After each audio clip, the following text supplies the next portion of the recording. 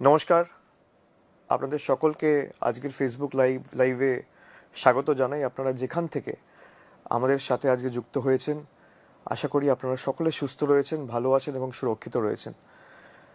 আমি গতকাল সিদ্ধান্ত নিয়েছিলাম যে আমি আজকে ফেসবুক লাইভ করব এবং আপনাদের সকলকে বলেছিলাম যে আগামী 24 তারিখ শনিবার সন্ধ্যে 7টার সময় আপনাদের যে কোনো রকম প্রশ্নের জবাব আমি ফেসবুকের মাধ্যমে দেবো। টেকনোলজির মাধ্যমে আপনারা যে যেখানে রয়েছেন আপনাদের সাথে সরাসরি যুক্ত হতে পেরে সত্যিই আমার খুব ভালো লাগছে। কিন্তু পরিস্থিতি এমন, হৃদয় মন দুটোই ভারাক্রান্ত। আমি আশা করি আপনাদের পরিবার পরিজন, বন্ধু বান্ধব, প্রিয়জন, বয়োজ্যেষ্ঠ যারা রয়েছে বিশেষ করে বাড়িতে, তারা সকলে সুস্থ রয়েছে, ভালো রয়েছে এবং কোভিড বিধি মেনে চলছে। আপনারা দেখেছেন সর্বসম্মতিক্রমে দলগতভাবে আমরা সিদ্ধান্ত নিয়েছি এই কোভিডের কারণে আমাদের যা নির্বাচনী জনসভা শেষ 3-4 দিন 5 দিন শিডিউল করা ছিল সেগুলো ইতিমধ্যেই আমরা বাতিল করেছি। আমরা মনে করি মানুষের জীবন আমাদের কাছে অনেক আগে। মানুষ থাকলে রাজনীতি হবে, নির্বাচন হবে, সবই হবে, কিন্তু মানুষের জীবন আগে আমাদের কাছে অনেক বেশি গুরুত্বপূর্ণ। মানুষ বাঁচলে, মানুষ সুরক্ষিত থাকলে বাকি জিনিসগুলো নিশ্চয়ই হবে। এবং আমি মনে করি যে প্রত্যেক নির্বাচনে যাওয়ার আগে, নির্বাচনের প্রাক্কালে যে কোনো রাজনৈতিক দল বা তার নেতার বা কর্মী সমর্থক যারাই আছে, তাদের দায় দায়িত্ব দায়বদ্ধতার মধ্যে পড়ে মানুষের সম্মুখে দাঁড়িয়ে মানুষের প্রশ্নের জবাব দেওয়া, প্রশ্ন সম্মুখীন হয়ে মানুষের সাথে সরাসরি কথা বলা, তাদের মনে যদি কোনো প্রশ্ন থাকে সেই প্রশ্নগুলো সঠিক জবাব দেওয়া। এবং সেই কারণেই আমি আজকে এসেছি আপনাদের সাথে সরাসরি কথা বলবো। এবং আপনাদের যদি কোনো প্রশ্ন থাকে, নির্দিষ্ট যে কোনো প্রশ্ন আপনারা নির্দ্বিধায় আজকে আমায় করতে পারেন। যে কোনো প্রশ্ন, রাজনৈতিক হোক অরাজনৈতিক হোক। আমি আমার ফোনটা নিয়ে বসেছি, আপনাদের প্রশ্নগুলো আমি আমার ফোনে পড়বো, কারণ আমিও আমার পেজটা খুলে বসেছি। এখানে আপনারা আমাকে যা প্রশ্ন করবেন আমি একে একে আমার সামর্থ্য, সীমাবদ্ধ ক্ষমতা, এখতিয়ার অনুযায়ী আমি নিশ্চিতভাবে চেষ্টা করব সেই প্রশ্নগুলো সঠিকভাবে অ্যাড্রেস করা এবং উত্তর দেওয়ার।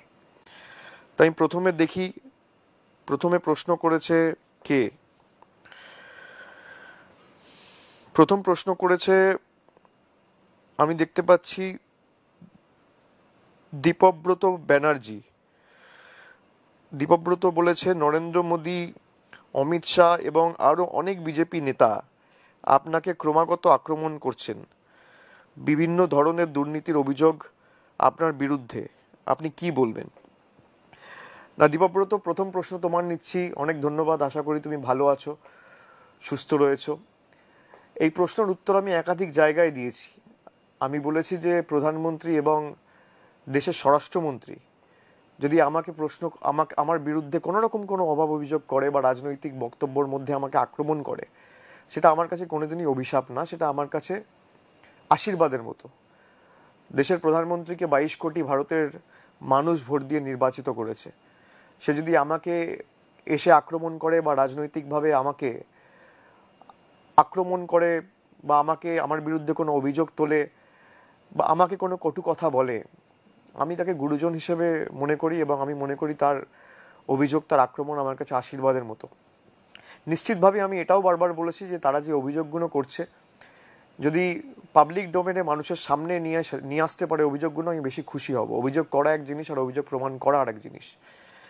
আমি আপনাদের সকলকে বলবো যে আমার বিশেষ করে যারা সমর্থকেরা রয়েছেন বা যারা আমাকে ভালোবাসেন বা অপছন্দ যারা করেন, এই প্রশ্নগুলো প্রধানমন্ত্রী বা ভারতের স্বরাষ্ট্রমন্ত্রী যখন করে, সিঙ্গেল উইন্ডোর কথা বলে, ভাইপো ট্যাক্সের কথা বলে, ভাতিজা রাজের কথা বলে, এগুলো আমার কাছে আশীর্বাদ। আমি প্রধানমন্ত্রীকে অনুরোধ করব যে ভারতবর্ষের মানুষ আপনাকে ভোট দিয়ে এক বুক আশা আকাঙ্ক্ষা স্বপ্ন নিয়ে নির্বাচিত করেছে। আপনার অনেক গুরুত্বপূর্ণ কাজ রয়েছে, আর দেশে এখন তো করোনার দ্বিতীয় ঢেউ আছড়ে পড়েছে। মানুষের আশা প্রত্যাশা আপনার থেকে অনেক। নির্বাচনের পরে মানুষ সুরক্ষিত হওয়ার পর আবার আমাকে আক্রমণ করবেন, আমি মাথা পেতে নেব। কিন্তু এখন দয়া করে মানুষের সেবায় নিজেরা কাজ করুন। মানুষের আশা প্রত্যাশা আপনাদের থেকে প্রচুর। আমরা সকলে ঐক্যবদ্ধ এবং সম্মিলিত প্রচেষ্টার মাধ্যমে যদি কাজ করি, আমি নিশ্চিত ভারতবর্ষ এবং বাংলা আগামী দিন করোনামুক্ত হবে। দ্বিতীয় প্রশ্ন করেছে Sailen Bhattacharya, you are often called a poster child of nepotism in Bengal politics. Does coming from Banerjee household hurt your political prospects? Sailen, অনেক ধন্যবাদ এই প্রশ্ন করার জন্য। আশা করি তুমি ভালো আছো এবং তোমার পরিবারের সকলে সুস্থ রয়েছে। না, পরিবারতন্ত্র নিয়ে যারা অভিযোগ করে, আমি বারবার বলেছি যে রাজনৈতিক সত্তা বা পারিবারিক সত্তা দুটো সম্পূর্ণ আলাদা, এবং কারোর যদি নির্দিষ্ট কোনো অভিযোগ থাকে সে করতেই পারে, কিন্তু আমি তো প্রকাশ্যে জনসভায় বলেছি যে আপনারা পরিবারতন্ত্রের বিরুদ্ধে এই কথাগুলো না বলে আপনারা সরাসরি একটা বিল আনুন। সংসদে যারা রয়েছে, যাদের কাছে সংখ্যাগরিষ্ঠতা রয়েছে যে রাজনৈতিক দলের কাছে, বিজেপির কাছে, তারা যদি একটা বিল আনে যে যে পরিবার থেকে একজন রাজনৈতিক দলে আছে সে পরিবার থেকে অন্য কোনো সদস্য আর রাজনীতিতে আসতে পারবে না। এবং শুধু রাজনীতি বলে না, আমাকে যদি তুমি ব্যক্তিগতভাবে জিজ্ঞেস করো, আমি মনে করি যে কেউ যদি রাজনীতিতে থাকে সেই পরিবার থেকে অন্য কারোর বা কোনো সদস্যের পাবলিক অফিসের কোনো পোস্ট হোল্ড করাই উচিত না। যে কোনো পাবলিক অফিসের পোস্ট, সে এমপি হতে পারে, এমএলএ হতে পারে, কোনো সিভিক বডির চেয়ারম্যান হতে পারে, কোনো রকম স্ট্যাচুটারি বডির চেয়ারম্যান হতে পারে, চেয়ারপারসন হতে পারে, জয়েন্ট সেক্রেটারি হতে পারে, সেক্রেটারি হতে পারে, জেনারেল সেক্রেটারি হতে পারে, ভাইস প্রেসিডেন্ট হতে পারে, যে কোনো পোস্ট। আমার মনে হয় ভারতবর্ষের সংসদে একটা বিল আনা উচিত, যে বিলে স্পষ্টত লেখা থাকবে যে ভারতবর্ষে যারা রাজনীতি করছে, যে সমস্ত সাংসদ বা মন্ত্রীরা, তাদের পরিবার থেকে আর কেউ রাজনীতি করবে না। এই বিল যদি আনে, সংসদে পাস হয়, আগামী দিন আমি আপনাদের দায়িত্ব নিয়ে বলছি, সাংসদ হিসেবে আমি সেই বিলে পক্ষে ভোট দিয়ে আমি রাজনীতি থেকে অব্যাহত নেব। আমি তো বারবার বলেছি যে আমার পরিবার থেকে, আপনারা দেখেছেন, আপনারা অভিযোগটা করেন কেন, মমতা বন্দ্যোপাধ্যায় রয়েছে আর আমি রয়েছি, এক পরিবার থেকে দুজন। আমি নিশ্চিতভাবে মনে করি যে আপনাদের অভিযোগগুলো সঠিক, এবং আপনাদের অভিযোগে মান্যতা দিয়েই আমি বলছি যে ভারতবর্ষের প্রধানমন্ত্রী মুখে কথা না বলে যদি কাজের মাধ্যমে করে দেখায়, আমি বেশি খুশি হব। আপনি দেখুন, একইভাবে যারা পরিবারতন্ত্রের অভিযোগ তুলছে আমার দিকে, কারা তুলছে? বিজেপির নেতা কৈলাস বিজয়বর্গীয়, তার ছেলে দুজনের রাজনীতিতে, মুকুল রয় তার ছেলে দুজনেই রাজনীতিতে, শুভেন্দু অধিকারী, শিশির অধিকারী, দিব্যেন্দু অধিকারী, সৌমেন্দু অধিকারী, এক পরিবার থেকে চারজন রাজনীতিতে। তারপর পঙ্কজ সিং, রাজনাথ সিং, বাবা এবং ছেলে দুজনেই রাজনীতিতে। এরকম ভুরি ভুরি উদাহরণ রয়েছে। আমি আপনাদের অনুরোধ করব যে কাজে করে দেখাতে হবে, খালি কথা দিলে হবে না। Preach what you practise. আমাদের এটা করে দেখাতে হবে, এবং সংসদে আপনারা বিল আনুন। আপনারা বিল এনে সংসদে এটা চর্চার বিষয় হোক, সব রাজনৈতিক দল কথা বলুক, এবং তারপর ভোটাভুটি হোক। ভোটাভুটি হওয়ার পর আমি বলছি আপনাদের দায়িত্ব নিয়ে যে তৃণমূল কংগ্রেসের প্রত্যেকটা সাংসদ, কে দেবে কে না দেবে আমি জানি না, আমি তো এর পক্ষে ভোট দেবো। এরকম একটা বিল রাজনৈতিকভাবে আমার মনে হয় দেশকে অনেক এগিয়ে দেবে। সুতরাং এটা কথা না বলে এটা কাজে করা উচিত।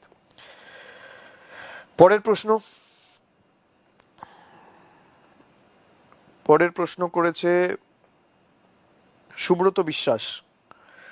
Why should people vote for TMC in these upcoming elections? খুব ভালো প্রশ্ন সুব্রত, অনেক ধন্যবাদ। তুমি যথাযথ প্রশ্ন করেছো যে তৃণমূল কংগ্রেসকে এই নির্বাচনে বাংলার মানুষ কেন ভোট দেবে। আমিও যদি তোমার জায়গায় থাকতাম, এবং যে কোনো একজন অ্যাভারেজ ভোটারের মনের মধ্যে এই প্রশ্ন হওয়াই স্বাভাবিক যে তৃণমূল কংগ্রেস, বিজেপি, সিপিএম, কংগ্রেস, নির্দল, সংযুক্ত মোর্চা, এত রাজনৈতিক দল, এত ক্যান্ডিডেট, কাকে ভোট দেওয়া উচিত, কাকে আমরা ভোট দিয়ে নির্বাচিত করব। আমি প্রথমেই আপনাদেরকে বলি যে সুব্রত এই প্রশ্নটা করেছে, আমি জবাবটা সকলের জন্য দিচ্ছি, যে আপনারা কানে শুনে নয়, চোখে দেখে ভোট দেবেন। তৃণমূল কংগ্রেসকে কেন ভোট দেবেন, তার কারণ মমতা বন্দ্যোপাধ্যায় যে প্রতিশ্রুতিগুলো দিয়েছিল সেগুলো অক্ষরে অক্ষরে পালন করেছে, বাস্তবায়িত করেছে। মমতা বন্দ্যোপাধ্যায় কথা দিয়ে কথা রেখেছে। মমতা বন্দ্যোপাধ্যায় আজকে আমাদের রাজ্যে যে কথাগুলো দিয়েছিল, উন্নয়ন, রাস্তাঘাট, পরিষেবা, বিনা পয়সায় রেশন, বিনা পয়সায় স্বাস্থ্য, বিনা পয়সায় চিকিৎসা, বিনা পয়সায় খাদ্য, বিনা পয়সায় শিক্ষা, এগুলো খালি প্রতিশ্রুতি হিসেবে আর থাকেনি, এগুলো অক্ষরে অক্ষরে আমাদের রাজ্যে বাস্তবায়িত হয়েছে। আজকে আপনারা বলুন তো, খাদ্যসাথী, কোন রাজ্যে খাদ্যসাথী বিনা পয়সায় দেওয়া হয়? বিনা পয়সায় স্বাস্থ্য, আপনি যেখানে যাচ্ছেন স্বাস্থ্যসাথী কার্ড নিয়ে 5 লক্ষ টাকার চিকিৎসা আপনি পাচ্ছেন। স্বাস্থ্যসাথী কার্ড বিনামূল্যে মমতা বন্দ্যোপাধ্যায় সরকার করে দিয়েছে। রাস্তাঘাট, আপনি একবার চোখ বন্ধ করে নিজের বিবেককে জিজ্ঞেস করুন যে 10 বছর আগে আমাদের পশ্চিমবাংলা কি ছিল আর 10 বছর পরে আমাদের পশ্চিমবাংলা কি হয়েছে। অন্যদিকে এক রাজনৈতিক দল আপনাদের বলেছিল 2 কোটি বেকারের চাকরি হবে বছরে 7 বছর ক্ষমতায়, তাহলে 14 কোটি বেকারের চাকরি হওয়া উচিত।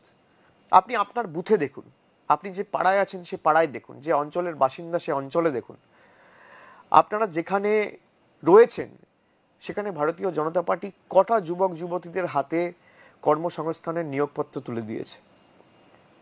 কানে শুনে নয়, চোখে দেখে আপনারা বিচার করুন। বাংলায় 40% বেকারত্ব কমেছে, আর ভারতবর্ষে নরেন্দ্র মোদীর নেতৃত্বে 50% বেকারত্ব বেড়েছে। আমি দায়িত্ব নিয়ে বলছি, তথ্য পরিসংখ্যান আমার কাছে রয়েছে, এবং আমি তো চ্যালেঞ্জ করেছি যে যেখানে তথ্য পরিসংখ্যানের ভিত্তিতে লড়তে চায় আপনারা বলুন, আমরা যাব সেখানে। যে 7 বছর আপনাদের সরকার ক্ষমতায় কি কাজ করেছে আর 10 বছর আমাদের সরকার ক্ষমতায় কি কাজ করেছে বাংলার জন্য। লড়াই হোক না, প্রতিযোগিতা হওয়া তো ভালো। কিন্তু আপনারা দেখুন, মমতা বন্দ্যোপাধ্যায় আজকে কন্যাশ্রী, রূপশ্রী, স্বাস্থ্যসাথী, সবুজ সাথী, গতিধারা এই কাজগুলো তো করেছে। শুধু কানে শুনে নয়, চোখে দেখে আপনারা ভোট দিন। আর যারা এখন বলছে যে আমরা করোনার ভ্যাকসিন দেবো আগামী দিন ক্ষমতায় এলে, আপনারা দেখুন উত্তরপ্রদেশে তারা ক্ষমতায় রয়েছে, উত্তরপ্রদেশের মানুষকে এখনো পর্যন্ত বিনা পয়সায় ভ্যাকসিন দেয়নি। মধ্যপ্রদেশে ক্ষমতায় রয়েছে, কর্ণাটকে ক্ষমতায় রয়েছে, তারা আসামে ক্ষমতায় রয়েছে, ত্রিপুরায় ক্ষমতায় রয়েছে। যেই রাজ্যগুলোতে রয়েছে, একটা রাজ্যের মানুষকেও দেওয়া প্রতিশ্রুতি এরা পালন করেনি। এরা প্রত্যেক জায়গায় গিয়ে বলেছিল এই করব তাই করব, আর যখন নির্বাচন হয়ে যায় তার পরের দিন থেকে আর এদেরকে দেখতে পাবেন না, চোখে দেখতে পাবেন না। আমি আপনাদের অনুরোধ করব, মমতা বন্দ্যোপাধ্যায় যে কাজগুলো করেছে উন্নয়নের নিরিখে আপনারা বিচার করুন, যে বাংলায় আগামী দিন আপনার পরিবারের ছোট্ট ছেলে বা মেয়ে তারা আগামী দিন কন্যাশ্রী বা সবুজ সাথী করে সাইকেল যাবে, না উগ্র ধর্মের ভেদাভেদে নিজেদেরকে লিপ্ত করে জল্লাদের উল্লাস মঞ্চে আমাদের বাংলাকে পরিণত করবে। একদিকে জল্লাদের উল্লাস মঞ্চ, সমাজ বিরোধীদের পুণ্যভূমি, আর একদিকে সমাজ বিরোধীদের মুক্তাঞ্চল, আর একদিকে উন্নয়নের পুণ্যভূমি। আপনি বাংলাকে কি হিসেবে দেখতে চান? এই মাটিকে আগামী দিন আপনি শান্তির মাটি হিসেবে প্রতিষ্ঠা করতে চান, না ধর্মের ভেদাভেদ করে যারা বিভিন্ন রাজ্যগুলোকে, আজকে দেখুন উত্তরপ্রদেশের কি অবস্থা, গুজরাটের কি অবস্থা, জীবিত মানুষ হাসপাতালে যাচ্ছে, বেড নেই, আর মৃত মানুষ শ্মশানে যাচ্ছে, পোড়ানোর জায়গা নেই। কি অবস্থা হয়েছে রাজ্যগুলোর। গুজরাট বানাতে চাইছে পশ্চিমবাংলাকে, বলছে সোনার বাংলা, সোনার গুজরাটের উদাহরণ দেখুন কি অবস্থা। 7 কোটি লোক বসবাস করে আর 18,000 বেড, আর আমাদের বাংলায় 10 কোটি মানুষ আর বেডের সংখ্যা প্রায় 1 লক্ষ। এটাই তো পার্থক্য। তার কারণ মমতা বন্দ্যোপাধ্যায় 10 বছর বাংলায় ধর্মের নামে রাজনীতি করেনি। যেখানে বিজেপি ধর্মের নামে রাজনীতি করে নিজেদেরকে ক্ষমতায় এবং ক্ষমতার লালসায় লিপ্ত করে রাজ্যগুলোকে পিছিয়ে দিয়েছে, আমাদের নেত্রী মমতা বন্দ্যোপাধ্যায় সেখানে পরিকাঠামোগত উন্নয়ন, স্কুল, কলেজ, বিশ্ববিদ্যালয়, শিক্ষা প্রতিষ্ঠান করে আমাদের রাজ্যকে এগিয়ে দিয়েছে। এটাই তো পার্থক্য। আমি তাই আপনাকে অনুরোধ করব যে দিদি যা বলেছে, কথা দিয়ে কথা রেখেছে, এবং আগামী দিন দিদি কথা দিয়েছে যুবক যুবতীদের জন্য স্টুডেন্ট ক্রেডিট কার্ড হবে, দুয়ারে দুয়ারে রেশন, কাউকে আর লাইন দিয়ে রেশন নিতে হবে না, আমরা রেশন বাড়িতে পৌঁছে দেবো। দিদি কথা দিয়েছে ন্যূনতম মাসিক আয় বলে আমরা একটা প্রকল্প শুরু করব, যেখানে বাংলার 1,60,00,000 গৃহকর্তীদের হাতে মমতা বন্দ্যোপাধ্যায় সরকার মাসে মাসে 500 টাকা, বছরে 6,000 টাকা, এবং আপনি যদি SC ST পরিবারের সদস্য হন, তপশিলি জাতি বা উপজাতি, দিদি বলেছে আপনাদের মাসে মাসে 1,000, বছরে 12,000 টাকা সরাসরি সরকার পৌঁছে দেবে, কারোর কাছে হাত পাততে হবে না। দিদি বলেছে কৃষক বন্ধু করে আমরা যেখানে এখন 5,000 টাকা একর পিছু দিই, আগামী দিন একর পিছু 10,000 টাকা দেবো, কারোর কাছে আপনাদের হাত পাততে হবে না। মমতা বন্দ্যোপাধ্যায় যতদিন আছে বাংলার মানুষকে কেউ ভাতে বা পাতে মারতে পারবে না। দিদি কথা দিলে কথা রাখে, আর অন্যরা কথা দিলে নির্বাচনের পর আর দেখা যায় না। তাই দেখুন ত্রিপুরার কি অবস্থা হয়েছে, উত্তরপ্রদেশে কি অবস্থা হয়েছে, সারা ভারতবর্ষ যেখানে ভারতীয় জনতা পার্টি ক্ষমতায়, আপনি দেখুন কি পরিস্থিতি।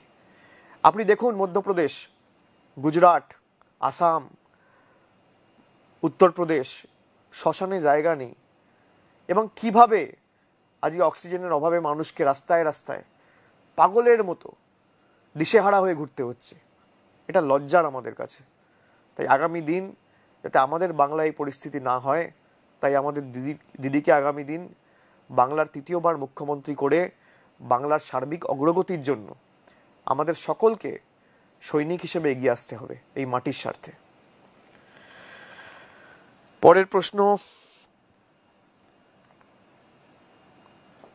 পরের প্রশ্ন করেছে শানু দাস। ষষ্ঠ পর্বের পর তৃণমূল কংগ্রেসের বিষয়ে আপনার মূল্যায়ন কি? 6টি দফার নির্বাচনের শেষে কটি আসন তৃণমূল কংগ্রেস জিতবে? আমি অ্যাস্ট্রোলজার বা গণৎকার তো নই, আমি বলতে পারবো না কত আসন জিতবে। 6 দফায় ভোট ইতিমধ্যে হয়েছে। তবে আমি দায়িত্ব নিয়ে আপনাদের বলতে পারি যে আর 2টো দফার ভোট বাকি আছে। এতদিন অপেক্ষা করলেন, আর 7টা দিন। 2 তারিখ তো ভোট বাক্স খুলবে, ফল মানুষের সামনে আসবে। তবে আমি প্রথম দিন যা বলেছি আমি আজও তাই বলছি, 2/3 বেশি আসন নিয়ে মমতা বন্দ্যোপাধ্যায় তৃতীয়বার বাংলার মুখ্যমন্ত্রী হতে চলেছে। এ নিয়ে কোনো সংশয় বা দ্বিমত নেই। তার কারণ আমি উত্তর থেকে দক্ষিণ সভা করেছি, মানুষের সাথে কথা বলেছি। মানুষের সাথে যেটুকু আমি কথা বলে বুঝতে পেরেছি যে মমতা বন্দ্যোপাধ্যায়ের উপর মানুষের আস্থা, ভালোবাসা, স্নেহ, সমর্থন যত দিন যাচ্ছে তত বাড়ছে। এবং 2/3 বেশি আসন নিয়ে, 2/3 অনেক বেশি হবে, 2/3 বেশি আসন নিয়ে তৃণমূল কংগ্রেস ক্ষমতায় আসবে। আর যারা বলছে যে ইসবার 200 পার, 2 তারিখ দেখা হবে, 2 তারিখ কথা হবে। তারপর প্রশ্ন করেছে চয়ন চক্রবর্তী। বহু মানুষ তৃণমূল কংগ্রেস ছেড়ে বিজেপিতে গেছেন, এর ফলে দল ও দলের কর্মীদের মনোবল কতটা ক্ষতিগ্রস্ত হয়েছে? এটা ভালো প্রশ্ন। এবং এই প্রশ্নটা অনেকের মনেই রয়েছে যে অনেকে তৃণমূল কংগ্রেস ছেড়ে বিজেপিতে গেছে, তাতে দল দুর্বল হয়েছে না দল আরও শক্তিশালী হয়েছে, সেই নির্দিষ্ট এলাকায় দলের কি পরিণতি হবে আগামী দিনগুলোতে। আমি প্রথমেই আপনাদের বলবো যে তৃণমূল কংগ্রেস থেকে যারা বিজেপিতে গেছে তারা কি কারণে গেছে আপনারা একটু পর্যালোচনা করে নিজেরা দেখুন কি কারণে গেছে। অনেকে টিকিট পায়নি তাই গেছে, অনেকে জানে যে দল আমাদের টিকিট দেবে না সেই জন্য গেছে, অনেকের মাথায় একটা করে দুর্নীতির কেস ঝুলছে, সারদা, নারদা, রোজ ভ্যালি, একাধিক ইডি সিবিআইয়ের কেস, তাই নিজেদেরকে বাঁচাতে গেছে, নিজেদের ঘাট বাঁচাতে, মাথা বাঁচাতে। সবার তো দৃঢ়তা, মানসিকতা, মনোবল এক হয় না। অনেকে সিদ্ধারা থাকে, অনেকে সিদ্ধারা বিক্রি করে দেয়। তাই যারা গেছে নিজেদের স্বার্থ চরিতার্থ করতে গেছে, এবং নির্দিষ্ট এলাকায় তাদের কি পরিণতি হয় আপনারা 2 তারিখ দেখতে পাবেন। তবে আপনারা ইতিমধ্যেই দেখেছেন যে যারা বিভিন্ন অভাব অভিযোগ তুলছে যে তৃণমূল কংগ্রেসে সম্মান পায়নি, তৃণমূল কংগ্রেসে কাজ করার সুযোগ হয়নি, আপনি দেখুন যারা প্রথম দিন থেকে দল করে, যাদের মাথায়, যাদের ভাবমূর্তি ভালো, যাদের মাথায় কোনো সিবিআই কেস নেই, ইডি নেই, যাদের টাকা বাঁচানোর জন্য সিবিআই, ইডি, অমিত শাহর শরণাপন্ন হতে হবে না, তারা কিন্তু তৃণমূল কংগ্রেসেই রয়েছে। ভালো মানুষ যারা, মমতা বন্দ্যোপাধ্যায় প্রথম দিনের সৈনিক, আমি যদি বলি সুব্রত বক্সী, পার্থ চট্টোপাধ্যায়, শোভনদেব চট্টোপাধ্যায়, সুব্রত মুখার্জি, সুদীপ বন্দ্যোপাধ্যায়, সৌগত রায়, ডেরেক ওব্রায়েন, ফিরহাদ হাকিম, অরূপ বিশ্বাস, এরকম ভুরি ভুরি নাম, তারা তো কেউ দল ছাড়েনি। দল ছেড়ে গেছে কারা? মুকুল রায়, শুভেন্দু অধিকারী, শোভন চ্যাটার্জি, এদের মাথায় একটা করে সিবিআই, একটা করে ইডি কেস ঝুলছে। এবং যখনই তারা বিজেপিতে যায় তারা একদম ধোয়া তুলসী পাতা।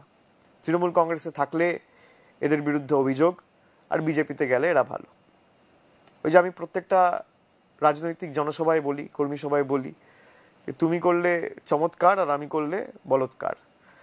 তো এই তো পরিণতি, মানুষকে বোকা বানাচ্ছে। এবং এতে আমি মনে করি যে দলের কর্মীরাই দলের সম্পদ, মমতা বন্দ্যোপাধ্যায়ের ভাবমূর্তি দলের সম্পদ। কোনো নেতার জন্য কেউ নির্বাচন জেতে না। দলের কর্মীরা যদি ঐক্যবদ্ধ হয়ে মাটিতে দাঁতে দাঁত চেপে লড়াই না করে, নিজেদের জীবন বিপন্ন করে, ঘাম রক্ত ঝরিয়ে, সমস্ত বাধা বিপত্তি প্রতিকূলতার বিরুদ্ধে দাঁড়িয়ে, রুখে দিয়ে, ষড়যন্ত্র কুৎসা রুখে দিয়ে তারা যদি কাজ না করে, কোনো দলকে কেউ নির্বাচনে জেতাতে পারে না। নেতার ছবি থাকে, নেত্রীর ভাবমূর্তি থাকে, সবই ঠিক আছে, নাম থাকে, কিন্তু তার সাথে কর্মীদের পরিশ্রম, মানসিকতা, কাজ করার লড়াইয়ের দৃঢ়তা, এই জিনিসগুলো অত্যন্ত গুরুত্বপূর্ণ। এবং তৃণমূল কংগ্রেসের যে নেতার এই দল ছেড়ে সে দলে গেছে, আপনি দেখুন কোনো কর্মীরা কিন্তু যায়নি। তার কারণ কর্মীরা মানুষের সেবায় নিজেদেরকে সারা বছর আত্মনিয়োগ করে রাখে। কোভিড হোক, লকডাউন হোক, করোনা হোক, এই যে আমরা বাংলার যুবশক্তি করেছিলাম, আপনারা দেখুন নিজের জীবন বিপন্ন করে আমাদের সৈনিকেরা 10 লক্ষ মানুষ আমাদের সাথে যুক্ত হয়েছে 3-4 মাসের সময়। এবং নিজেদের এলাকা, নিজেদের প্রতিবেশী, নিজেদের পাড়া, নিজেদের অঞ্চলকে কোভিড মুক্ত করার জন্য এরা নিজেদের জীবন বিপন্ন করে ঝাঁপিয়েছে। তাই আমি মনে করি যারা মানুষের পাশে সারা দিন থাকে, 24 ঘন্টা থাকে, দিবারাত্রি থাকে, 365 দিন থাকে, কে এলো আর কে গেল, মানুষের সেবা যিনি করেছেন, ওই বলে না, যে ছেলে বা যে ছাত্র 365 দিন পড়াশুনো করে তাকে পরীক্ষার দূরা তাকে ভাবতে হয় না। আমরা তো সারা বছর মানুষের পাশে থাকি, তাই আগামী দিন মানুষের উপরই ছেড়ে দিয়েছি, মানুষই বিচার করুক।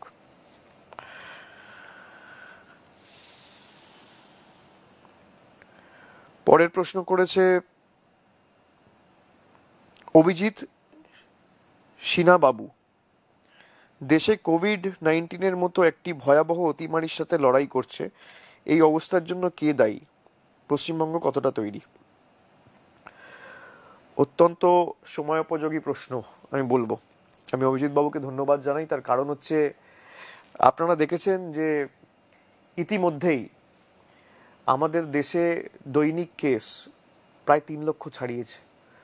2000, 2100, 2200 করে আমরা দেশের সহনাগরিককে রোজ হারাচ্ছি। এবং তার মধ্যেও একটি রাজনৈতিক দলের কি অবস্থা, আজকে আমরা সাংবাদিক বৈঠক করে বলেছি, এ সভা সমিতি চালিয়ে যাচ্ছে। মানুষের জীবনের এদের কাছে কোনো মূল্য নেই। এরা যে করে হোক নিজেদের রাজনৈতিক স্বার্থ চরিতার্থ করবে। কি করে বাংলার গদি দখল করা যায়, ক্ষমতায় আসা যায়, মানে আমার ভাবতেও অবাক লাগে। যেখানে ভারতবর্ষের প্রধানমন্ত্রী 5 দিন আগে সভা করে আসানসোলে বলছে যে এত লোক এসছে সভায়, আমার দেখে খুব ভালো লাগছে। আমরা কাকে নির্বাচিত করেছি? এবং আপনি আপনার নিজের বিবেককে প্রশ্ন করুন যে এই পরিস্থিতির জন্য কে দায়ী। আপনি বলুন তো, মহারাষ্ট্রে তো তৃণমূল কংগ্রেস ক্ষমতায় নেই। আপনি বলুন, দিল্লিতে তো তৃণমূল কংগ্রেস ক্ষমতায় নেই, মধ্যপ্রদেশে তো নেই, উত্তরপ্রদেশে তো তৃণমূল ক্ষমতায় নেই, গুজরাটে তো তৃণমূল কংগ্রেস ক্ষমতায় নেই। এই রাজ্যগুলো বিজেপি পরিচালনা করছে। এই রাজ্যগুলোর পরিস্থিতি দেখুন। আহমেদাবাদ সিভিল হসপিটালে 12 তারিখের আমি একটা খবরের কাগজে পড়ছিলাম যে কিভাবে ডেটা ফাজ করা হচ্ছে, নাম্বার লুকানো হচ্ছে। 12 তারিখ গুজরাটের মেডিকেল বুলেটিনে বলা হয়েছে 20 জন মারা গেছে। আর সেখানে আহমেদাবাদের একটা দৈনিক সন্দেশ বলে একটা খবরের কাগজ রয়েছে, সেখানে একটা খবর বেরিয়েছে যে ক্রিমেটোরিয়াম থেকে খালি খবর এসছে যে একটা সিভিল হাসপাতাল থেকে 65 জন মানুষকে নিয়ে গেছে, 65টা ডেড বডি নিয়ে যাওয়া হয়েছে একটা সিভিল হাসপাতাল থেকে। আপনি দেখুন কি পরিস্থিতি। ভারতবর্ষের প্রধানমন্ত্রী 130 কোটি দেশের মানুষকে ভ্যাকসিন থেকে বঞ্চিত রেখে বিভিন্ন দেশে, বিশ্বের অন্যান্য দেশে ভ্যাকসিন রফতানি করেছে। কি দুর্ভাগ্যজনক। যারা আপনাকে প্রধানমন্ত্রী নির্বাচিত করলো, আপনি তাদেরকে ভ্যাকসিন দিচ্ছেন না। আপনি মার্কিন যুক্তরাষ্ট্রে ভ্যাকসিন পাঠাচ্ছেন, আপনি শ্রীলঙ্কায় ভ্যাকসিন পাঠাচ্ছেন, আপনি বাংলাদেশে ভ্যাকসিন পাঠাচ্ছেন, আপনি নেপালে ভ্যাকসিন পাঠাচ্ছেন, আপনি ভুটানে ভ্যাকসিন পাঠাচ্ছেন। এর থেকে দুর্ভাগ্যজনক কিছু হতে পারে না। আপনি দেখুন কি পরিণতি হয়েছে আজকে আমাদের দেশের। 10 কোটির উপর ভ্যাকসিন বিদেশে রফতানি করেছে। করোনার প্রথম ঢেউ যখন অনেকটাই নিয়ন্ত্রণে, আপনি ধরুন সেপ্টেম্বরের পর থেকে অনেকটাই নিয়ন্ত্রণে ছিল, দৈনিক সংখ্যা অনেক কমেছিল দুর্গাপুজোর পর থেকে। আমি যদি ধরি অক্টোবর, নভেম্বর, ডিসেম্বর, জানুয়ারি, ফেব্রুয়ারি, মার্চ, এপ্রিল, এই 7টা মাস আমাদের কাছে সময় ছিল যে আমাদের নিজেদেরকে তৈরি করা, প্রস্তুত করা। যদি আবার দ্বিতীয় ঢেউ আছড়ে পড়ে বা আবার এই ভয়াবহ পরিস্থিতি হয়, তাহলে যেন আমরা সঠিকভাবে মোকাবেলা করতে পারি। তা না করে কোনো অক্সিজেন প্লান্ট তৈরি করা হলো না, টেস্টিং কিট বিদেশে পাঠিয়ে দেওয়া হলো, এমনকি করোনা ভ্যাকসিন যা ভারতবর্ষে তৈরি হচ্ছে সেই ভ্যাকসিন বিদেশে পাঠিয়ে দেওয়া হলো, যাতে প্রধানমন্ত্রী এবং একটা লোকের জয় জয়কার সারা বিশ্বে হয়। মানুষ এতটা স্বার্থপর হতে পারে? যে দেশের মানুষ ভোট দিয়ে আপনাকে প্রধানমন্ত্রী নির্বাচিত করলো, তাদের সাথেই আপনি বিশ্বাসঘাতকতা করছেন, তাদেরকে বঞ্চিত রেখে আপনি পাঠিয়ে দিচ্ছেন বিদেশে ভ্যাকসিন। আর দেখুন কি বৈমাতৃসুলভ আচরণ। বলছে রাজ্য সরকারকে ভ্যাকসিন কিনতে হবে 400 টাকায়, আর কেন্দ্র সরকার ভ্যাকসিন কিনবে 150 টাকায়। আপনি আবার কেন্দ্র সরকারের নেতারা এখানে এসে রাজ্য সরকারের মন্ত্রীদের, মুখ্যমন্ত্রীকে বলে কাটমানি নিচ্ছে। আরে মানুষের জীবন নিয়ে তো খেলছেন আপনারা, ভ্যাকসিন থেকে কাটমানি নিচ্ছেন আপনারা। আপনি 150 টাকায় প্রকিওর করে কেন 400 টাকায়, কেন 150 টাকায় আপনারা স্টেটকে দিতে পারছেন না? কেন 400 টাকা দিয়ে স্টেট কিনবে? বাংলার মানুষ মানুষ না? মহারাষ্ট্রের মানুষ মানুষ না? আপনি বলছেন আমাদের পরিচয় আমরা ভারতীয়, আমি নিশ্চয়ই একমত আপনাদের সাথে, আমরা ভারতীয়, কিন্তু এই কারণে আমরা আপনাদের বহিরাগত বলি। মানুষের ফিলিংস কোনোদিন আপনারা বুঝতে পারবেন না। আপনি কেন্দ্রে রয়েছেন বলে আপনি 150 টাকায় ভ্যাকসিন কিনবেন, আর যারা রাজ্যে রয়েছে, রাজ্য সরকারও তো মানুষের ভোটে নির্বাচিত। আপনাকে 22 কোটি মানুষ ভোট দিয়ে নির্বাচিত করেছে, মমতা বন্দ্যোপাধ্যায়কে 2.5 কোটি মানুষ ভোট দিয়ে নির্বাচিত করেছে। যেই মানুষগুলো আপনাকে নির্বাচিত করেছে তারাই মমতা বন্দ্যোপাধ্যায়কে নির্বাচিত করেছে। সেই মানুষগুলোর কোনো দাম নেই জীবনের। এই দ্বিচারিতা একটা সরকার করতে পারে? তো দিনের আলোর মতো পরিষ্কার। আপনি নিজেকে জিজ্ঞেস করুন যে এই পরিস্থিতির জন্য কে দায়ী। যেখানে আমরা নির্বাচন কমিশনকে বললাম যে মানুষের অসুবিধা হবে, আপনারা শেষের 4 দফার ভোট আলাদা আলাদা না করিয়ে 1 দফায় করান। আপনাদের যদি মনে হয় আরও কেন্দ্রীয় বাহিনী আপনারা মোতায়েন করতে চান, বুথে বুথে 4টের জায়গায় 10টা করে করান, কোনো অসুবিধা নেই, কিন্তু মানুষের জীবন নিয়ে দয়া করে ছেলে খেলা করবেন না। আমাদের কথায় কোনো রকম কর্ণপাত করেনি। তার কারণ একটা রাজনৈতিক দল যদি সুযোগ পায় বেশি প্রচার করার, মানুষকে ভুল বোঝানোর, ফেক নিউজ রটানোর এবং মানুষের জীবনের সাথে ছিনিমিনি খেলার, তাদের সুবিধা হবে তাদের রাজনৈতিক স্বার্থ চরিতার্থ করতে। তাই শুধুমাত্র একটা রাজনৈতিক দলকে সুযোগ করে দেওয়ার জন্য আজকে লক্ষ লক্ষ কোটি কোটি মানুষের জীবন নিয়ে নির্বাচন কমিশন খেলছে। এবং অন্যান্য রাজ্যে কি পরিস্থিতি, এবং বাংলার ল অ্যান্ড অর্ডার হোক বা স্টেট মেশিনারি, এখন তো পুরোটাই নির্বাচন কমিশনের আওতায়। রাজ্য সরকার চাইলেও কাজ করতে পারে না। তাই আমি অনুরোধ করব, এই তমসাচ্ছন্ন পরিস্থিতি থেকে যদি আমাদের মুক্তির সূর্যোদয় ঘটাতে হয়, একমাত্র বিকল্প এবং রাস্তা মমতা বন্দ্যোপাধ্যায়। তাই আগামী দিন আপনারা এর বিচার সঠিকভাবে করবেন, এই বিশ্বাস আমরা রাখি। পরের প্রশ্নে যাব।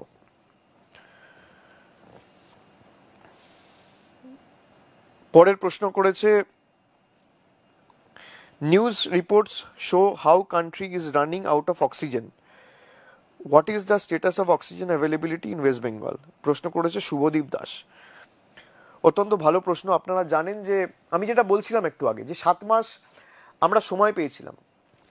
এই 7টা মাস যদি আমরা নিজেদেরকে প্রস্তুত করতে পারতাম বা তৈরি করতে পারতাম, তাহলে কিন্তু আজকে আমাদের এই পরিণতি বা পরিস্থিতির সম্মুখীন হতে হতো না।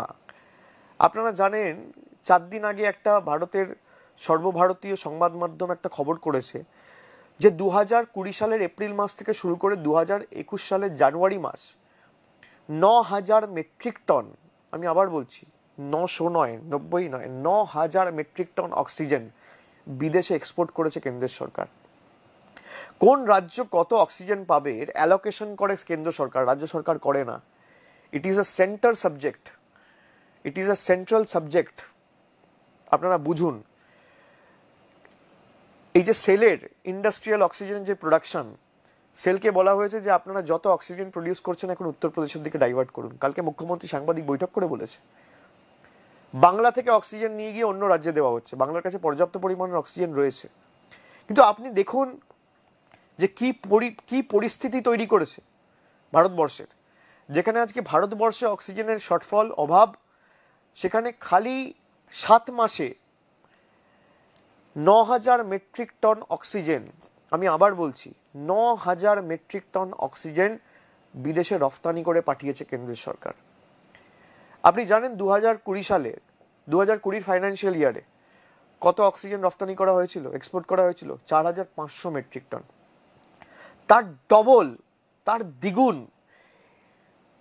তার দ্বিগুণ অক্সিজেন শুধুমাত্র 7 মাসে, যেখানে ভারতবর্ষের কেন্দ্র সরকার জানতো যে দ্বিতীয়বার যদি করোনায় আক্রান্ত হয় বা সংক্রমণ ছড়ায় বা বাড়ে, আমাদের দেশে আমাদের সামলাতে লেজে গোবরে হতে হবে। সেই পরিস্থিতির কথা মাথায় রেখেও তারা পুরো অক্সিজেনটা বিদেশে রপ্তানি করেছিল। এর দায় কার? এবং সেই জন্য আজকে শর্টফল হচ্ছে। আজকে আপনারা নিশ্চিত দেখছেন খবরে, সংবাদ পত্রিকায়, সংবাদ মাধ্যমে, খবরের চ্যানেলে, যে কোনো হসপিটালে বলছে 20 মিনিট অক্সিজেন বেঁচে আছে, কোথাও বলছে 1 ঘন্টা অক্সিজেন বেঁচে আছে, কোথাও বলছে আধ ঘন্টা অক্সিজেন রয়েছে, কোথাও বলছে 2 ঘন্টা অক্সিজেন রয়েছে। এক একটা ক্রিটিক্যাল রুগীর মিনিটে 40 থেকে 50 লিটার অক্সিজেন লাগে। এবং এর ব্যর্থতা কার? এর ব্যর্থতা সম্পূর্ণভাবে কেন্দ্র সরকারের। আপনি দেখুন 2020 সালের জুলাই মাসে যখন করোনা চলছে, তখন কেন্দ্র সরকার ঘোষণা করছে যে আমি নতুন সংসদ ভবন বাড়াবো 20,000 কোটি টাকা খরচা করে। এই মানুষের করের টাকা, আমার আপনার টাকা, 20,000 কোটি টাকা খরচা করে সংসদ ভবন বানাচ্ছে। 3,000 কোটি টাকা খরচা করে গুজরাটে মূর্তি বানাচ্ছে। 8,500 কোটি টাকা খরচা করে প্রধানমন্ত্রী বিমান কিনছে। আপনি জানেন এই টাকাগুলো যদি অপব্যবহার এইভাবে না করতো তাহলে কটা অক্সিজেন প্লান্ট হতো? 20,000 কোটি টাকায় কমপক্ষে আমি আপনাদের বলছি 15,000 অক্সিজেন প্লান্ট হতো। 8,000 কোটি টাকায় কমপক্ষে 6,000 অক্সিজেন প্লান্ট হতো। আপনি ভাবুন কিভাবে পয়সাগুলো নষ্ট করেছে, মানুষের করের টাকা। 8,500 কোটি টাকার বিমান প্রধানমন্ত্রীর সুরক্ষার জন্য বিদেশ থেকে কিনে আনা হয়েছে 3 মাস আগে। এই টাকাটা যদি মানুষের টিকাকরণে আমরা ব্যবহার করতাম। আত্মনির্ভর ভারতের কথা বলছে 10 লাখ কোটি টাকার প্যাকেজ দিয়েছে। 10 লাখ কোটি টাকা। সারা ভারতবর্ষে যদি 130 কোটি মানুষকে ভ্যাকসিন দেয় তাহলে 40,000 কোটি টাকা খরচা হয় না। 130 কোটি মানুষকে যদি ভ্যাকসিন দেয় কেন্দ্র সরকার তাহলেও 40,000 কোটি টাকা খরচা হয় না। আর বলছে আত্মনির্ভর ভারতের জন্য, সাধারণ মানুষের জন্য আমরা 10 লক্ষ কোটি টাকার প্যাকেজ করেছি। আমি তথ্য পরিসংখ্যান সামনে রেখে বলছি, আপনারা জুমলা কাকে দিচ্ছেন? মানুষের জীবন আপনাদের কাছে আগে হওয়া উচিত। সংসদ ভবন, আমি তো একজন সাংসদ, আমার তো কোনো আপত্তি নেই পুরনো সংসদ ভবনে বসতে, কি অসুবিধা আছে? আগে সংসদ ভবনের পরিকাঠামোগত উন্নয়ন দরকার, না মানুষের জীবন বেশি গুরুত্বপূর্ণ? আপনার 8,500 কোটি টাকা বিমানে ঘোরা বেশি গুরুত্বপূর্ণ, না মানুষের বেঁচে থাকা বেশি গুরুত্বপূর্ণ? একটা 3,000 কোটি টাকা গুজরাটের মাটিতে মূর্তি করা বেশি গুরুত্বপূর্ণ, না সর্দার বল্লভভাই প্যাটেলে যদি একটা অক্সিজেন প্ল্যান্ট খুলতেন বা হাসপাতাল খুলতেন তাহলে মানুষের বেশি উপকার হতো? এই টাকাগুলো কিভাবে নয়ছয় করেছে, অপচয় করেছে। এবং করোনায় আজকে ন্যূনতম এদের কোনো হুঁশ নেই এখনো। কিভাবে রাজনৈতিক র্যালি করে, রাজনীতি করে মানুষকে আরো মৃত্যুমুখে ঠেলে দেওয়া যায় সেই নিয়ে এখনো দিল্লির নেতারা ব্যস্ত, এখনো আপ ডাউন করে যাচ্ছে। এর বিচার মানুষকে করতে হবে। Bengal will have to stand to protect the soul of India. আমি সবাইকে অনুরোধ করব যে মহামতি গোখলে বলেছিল what Bengal thinks today India thinks tomorrow. আমাদের এটাই আগামী দিন প্রমাণ করতে হবে। সারা ভারতের ভবিষ্যৎ বাংলার উপর নির্ভর করছে এবং চোখে আঙ্গুল দিয়ে আমাদের আজ দেখিয়ে দিচ্ছে যে মধ্যপ্রদেশ, উত্তরপ্রদেশ, গুজরাট, ত্রিপুরা, যেখানে ভারতীয় জনতা পার্টি ক্ষমতায়, রাজ্যগুলোর কি পরিস্থিতি, কি পরিণতি হয়েছে। পরের প্রশ্ন,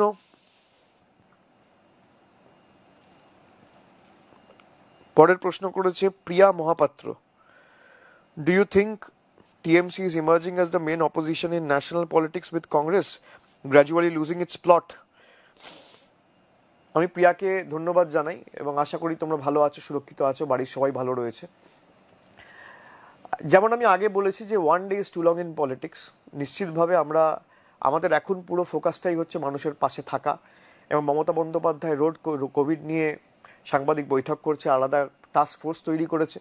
নির্বাচন হবে, আগামী দিন রাজনৈতিক পথ এবং রাজনৈতিক কি রাস্তা অবলম্বন করা যায় সে তো মানুষ ঠিক করবে। কিন্তু আগে তো মানুষের পাশে দাঁড়াতে হবে এবং বাংলার নির্বাচনের ফলাফল আগামী ভারতের ভবিষ্যৎ ঠিক করবে। তো তবে আমি নিশ্চিতভাবে বলতে পারি যে কংগ্রেসের ব্যর্থতা এবং অপদার্থতার কারণেই আজকে ভারতীয় জনতার পার্টির বিরুদ্ধে কোনো রাজনৈতিক দল মুখ খুলতে চায় না। কেউ মুখ খুলে তাদেরকে এজেন্সি দিয়ে ভয় দেখানো, তাদেরকে জোর জবরদস্তি জেলে ঢুকিয়ে দেওয়া, গ্রিল করা, তাদেরকে ভীত সন্ত্রস্ত করে রাখা। তাই মমতা বন্দ্যোপাধ্যায় এর ঊর্ধ্বে উঠে একমাত্র ভারতবর্ষের মহিলা মুখ্যমন্ত্রী যে এদের বশ্যতা স্বীকার করেনি, এদের কাছে মাথা নত করেনি, এদের কাছে আত্মসমর্পণ করেনি। অনেক চেষ্টা করেছে, শারীরিকভাবে আক্রমণ করেছে, অনেক চক্রান্ত ষড়যন্ত্র হয়েছে, নির্বাচন কমিশন দিয়ে রাজনৈতিক প্রচার যাতে না করতে পারে নিষেধাজ্ঞা জারি করা হয়েছে, আমাদের রাজ্যের মানুষ খুন করা হয়েছে ইচ্ছাকৃতভাবে যাতে বাংলার মানুষের রক্ত দিয়ে বাংলা দখল করা যায়, এতটা নিচে একটা রাজনৈতিক দল নেমেছে। আপনারা দেখেছেন শীতলকুচির ঘটনা, নিন্দা এবং প্রতিবাদের ভাষা আমাদের কাছে নেই, কিন্তু তাও মমতা বন্দ্যোপাধ্যায়কে আটকে রাখতে পারেনি। এবং আগামী দিন আমি যেটা একটু আগে বললাম, what Bengal thinks today India thinks tomorrow, নিশ্চিতভাবে আগামীর রাস্তা বাংলার মানুষই ঠিক করবে। পরের প্রশ্ন, শুভঙ্কর মাঝি, বিজেপি এবং তাদের দক্ষিণপন্থী রাজনীতির বিষয়ে আপনার ধারণা কি এবং কেন মনে হয় তা বাংলার জন্য ভয়ঙ্কর? দেখুন, আমার ধারণার থেকেও বড় কথা হচ্ছে, আপনারা দেখেছেন বিজেপি মানুষের যে ইস্যুগুলো, শিক্ষা, স্বাস্থ্য, কর্মসংস্থান, অন্ন, বাসস্থান, এই ইস্যুগুলো নিয়ে কোনোদিন মানুষের সাথে কথা বলে না।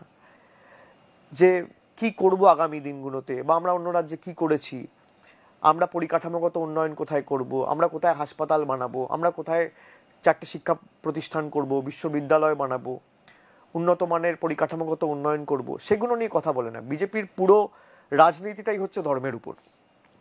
তা ধর্মের উপর যারা রাজনীতি করে, আপনি দেখছেন কি পরিণতি হয়েছে, আজকে বাংলারও তাই পরিণতি হবে।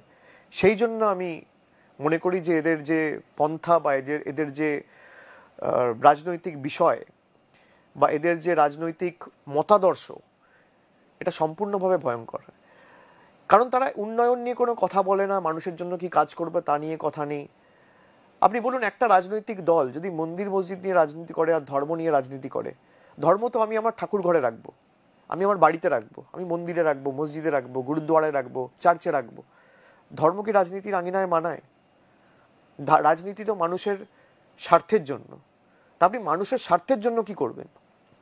যখন দেশের প্রধানমন্ত্রী থেকে শুরু করে স্বরাষ্ট্রমন্ত্রী থেকে শুরু করে একাধিক রাজ্যের মুখ্যমন্ত্রী, কেন্দ্রীয় প্রতিমন্ত্রী, পূর্ণমন্ত্রী, তারা সব ধর্ম নিয়ে কথা বলে এবং মানুষের জন্য কথা না বলে খালি মিথ্যা প্রতিশ্রুতি দিয়ে ক্ষমতা দখলের লড়াইয়ে এবং লালসায় নিজেদেরকে লিপ্ত করে, এর থেকে ভয়াবহ কিছু হতে পারে না। পরের প্রশ্ন,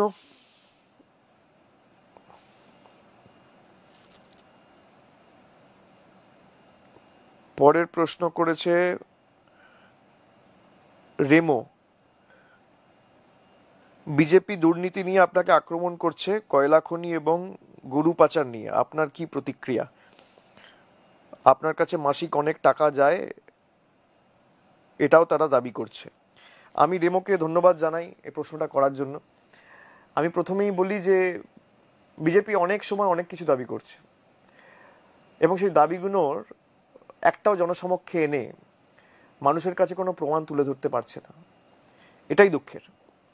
আমি তো বিজেপিকে বারবার অনুরোধ করেছি যে কেন্দ্রীয় তদন্তকারী সংস্থা আপনাদের, ইডি আপনার, সিবিআই আপনার, ইনকাম ট্যাক্স আপনারা মানুষের সামনে কেন তুলে ধরছেন না? আমি যদি কোনো কিছুতে দুর্নীতিতে যুক্ত থাকি, আপনারা এক হাতে প্রমাণ দিন, আমার পিছনে ইডি সিবিআই লাগাতে হবে না।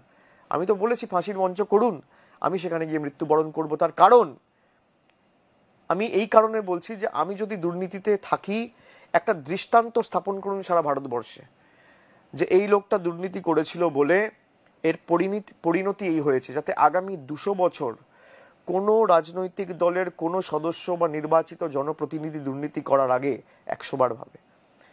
কখনো বলছে আমার স্ত্রীকে তারা এয়ারপোর্টে ধরেছে সোনা নিয়ে, তা এয়ারপোর্টে তো 1000 সিসিটিভি ক্যামেরা রয়েছে, তারা কেন পাবলিকলি ফুটেজ, সিসিটিভি ক্যামেরার ফুটেজ পাবলিশ করতে পারছে না? কখনো বলছে মাসে কোটি কোটি টাকা আমার কাছে যেত।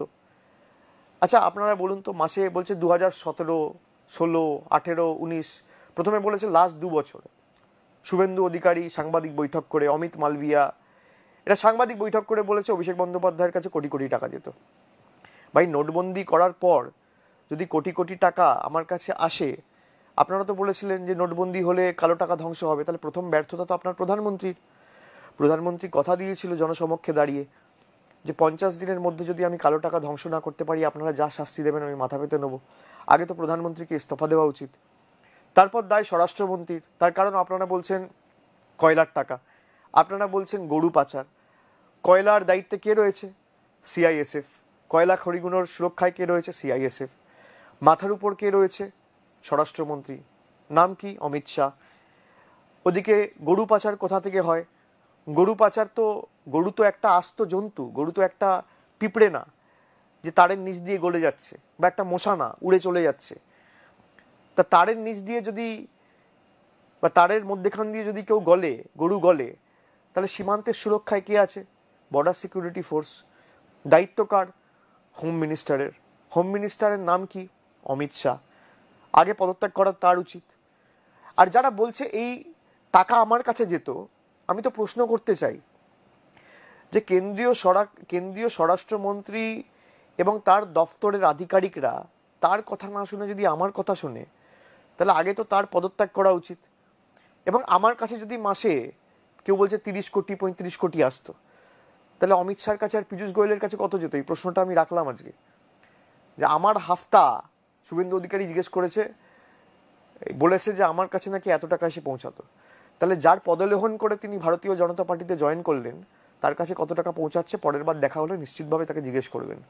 আর তাকে এটাও জিজ্ঞেস করবেন যে আপনি স্বরাষ্ট্রমন্ত্রী আর আপনার আধিকারিকরা আপনার কথা না শুনে অভিষেক বন্দ্যোপাধ্যায়ের কথা শুনছেন, আপনার থেকে ব্যর্থ স্বরাষ্ট্রমন্ত্রী তো ভারতবর্ষে আগে কেউ দেখেনি, তাহলে আপনি পদত্যাগ করুন। দুটো তো একসাথে হতে পারে না, তাই না?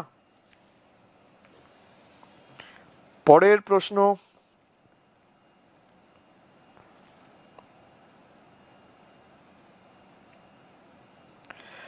আপনার দল শুভেন্দু অধিকারীকে মীর জাফর তকমা দিয়েছে, বেশ কিছুদিন হয়ে গেল তিনি বিজেপিতে চলে গিয়েছেন, আপনার কি প্রতিক্রিয়া? দেখুন, তকমা আমার দল দেয়নি, তকমা বাংলার মানুষ দিয়েছে। আপনারা নিশ্চিতভাবে দেখেছেন শুভেন্দু অধিকারী নিজে মুখে স্বীকার করেছে যে আমি 2014 সাল থেকে বিজেপির সাথে যোগাযোগে ছিলেন। তো মীর জাফর বলবে না তো কি বলবে? আপনি দলের ছত্রছায়ায় বড় হয়েছেন, মমতা বন্দ্যোপাধ্যায়ের ছত্রছায়ায় বড় হয়েছেন, মমতা বন্দ্যোপাধ্যায় আপনাকে ভরসা করে একাধিক জায়গায় কাজ করার সুযোগ দিয়েছে, তারপর আপনি দলের সাথে বিশ্বাসঘাতকতা করে আপনি নিজে মুখে স্বীকার করছেন যে 2016 সাল থেকে আমি ভারতীয় জনতা পার্টির সাথে যোগাযোগে। তা আপনি 2014 সাল থেকে ভারতীয় জনতা পার্টির সাথে যোগাযোগে মানে 2014 সালেও আপনি তাদের হয়ে, তাদের তল্পিবাহক হয়ে কাজ করার চেষ্টা করেছিলেন, পারেননি। 16তে পড়েছিলেন, পারেননি। 19-এ এবার অনেকটা সাহায্য করেছিলেন, মানুষের কাছে তো সেটা দিনের আলোর মতো পরিষ্কার। তো যে দলের ছত্রছায়ায় বড় হবে এবং দলের কর্মী সমর্থকদের ইমোশন নিয়ে খেলবে, তাদের ভালোবাসা আবেগকে, স্বতঃস্ফূর্ততাকে মান্যতা না দিয়ে বাংলার আবেগকে দিল্লির বুকে বিক্রি করে দেবে নিজের ঘাড় এবং মেরুদণ্ড এবং মাথা বাঁচানোর জন্য, তাকে বাংলার মানুষ মীর জাফর বলবে না তো কি বলবে? সুতরাং বাংলার মানুষ এই আখ্যাটা দিয়েছে এবং আমি মনে করি এটা নিতান্তই সঠিক। এবং আগামী 2 তারিখ যখন ফল বেরোবে আপনাদের কাছে সেটা পরিষ্কার হয়ে যাবে। বাংলা আর যাই হোক কোনোদিন বিশ্বাসঘাতকদের রাজনীতির ময়দানে সুযোগ দেয় না। বাংলা প্রতিবাদী মানুষ ভালোবাসে, নিজের জীবনের ঝুঁকি নিয়ে যে লড়াই করে সেই মানুষ পছন্দ করে। বাংলা থেকে সেই জন্য এত বিপ্লবী তৈরি হয়েছে, এত রিভলিউশনারি তৈরি হয়েছে। মমতা বন্দ্যোপাধ্যায় সেই কারণে আজকে মুখ্যমন্ত্রী। তাই বাংলায় যারা বিশ্বাসঘাতকের রাজনীতি আর নিজের জীবন বাঁচানোর জন্য বাংলার মাটিকে কুলসিত করে অন্য রাজনৈতিক দলের হাতে বিক্রি করে দেয়, সেই রাজনীতিকে বাংলা কোনোদিন মান্যতা দেয়নি এবং আগামী দিনেও দেবে না, এই বিশ্বাস আমি রাখি।